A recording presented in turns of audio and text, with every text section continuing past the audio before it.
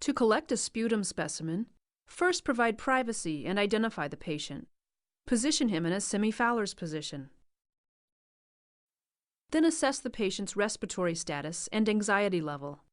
Plan to continue assessing these factors during the procedure. To collect a specimen by coughing and expectoration, put on clean gloves and give the specimen container to the patient. Caution him not to touch the inside of it. Then have the patient take 3 or 4 slow, deep breaths. Tell him to exhale slowly and completely to move pulmonary secretions into the larger airways.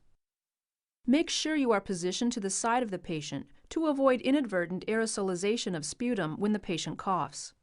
You may choose to wear a mask for added protection. When he completes these deep breaths, ask him to cough after the next full inhalation. If the patient can cough productively, have him expectorate the sputum into the specimen container. Do not let him clear his throat and spit saliva into it. Repeat the sequence of deep breathing and coughing until you obtain 2 to 10 milliliters of sputum, not saliva. To collect a specimen by suctioning, prepare the suction machine or device, ensuring that it's functioning properly.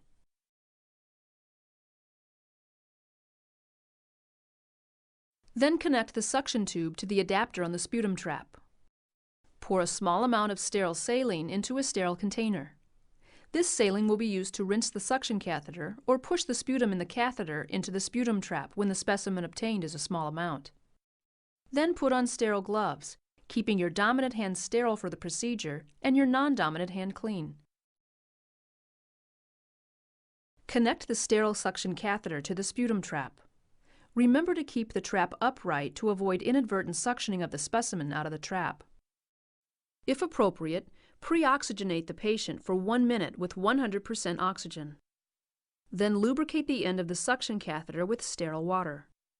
Without applying suction, gently insert the lubricated catheter tip through the patient's nasopharynx or endotracheal tube or tracheostomy, and advance it into the trachea. As the patient coughs, apply suction for 5 to 10 seconds, collecting 2 to 10 milliliters of sputum. Then release the suction, remove the catheter. If sputum remains inside the suction catheter, suction a very small amount of sterile saline to flush the specimen from the catheter into the trap. Now detach the catheter from the sputum trap and turn off the suction. With either collection method, tightly close the specimen container. For a sputum trap, connect its rubber tubing to the plastic adapter and dispose of the catheter properly.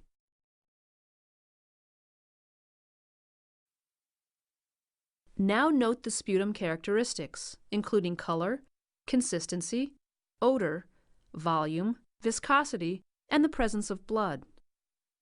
Offer the patient tissues and dispose of them properly. If any sputum is present on the outside of the container, wash it off with disinfectant. To finish preparing the specimen, securely attach the properly completed identification label to the side of the container. Place the specimen container in a biohazard bag and seal it. Then remove your gloves and place the first bag with the specimen into a second biohazard bag with the completed laboratory requisition. Make sure the specimen is transported to the lab or refrigerated immediately. As part of your follow-up care, offer the patient oral hygiene and plan to review the sputum test results when they are ready.